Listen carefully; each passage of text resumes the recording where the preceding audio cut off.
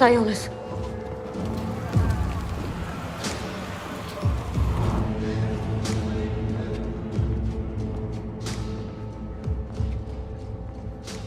They're all here for me. Aren't they? No. They're not? No, they're not. Do you know what that means? That means he's not just after the kid anymore. He's after all of us. Sure as hell after me. I just robbed him.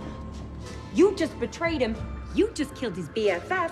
And you're dumb enough to be building a case against him.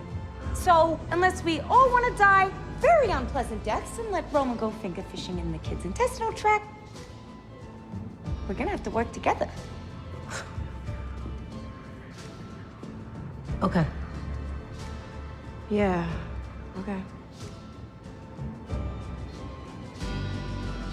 Sure.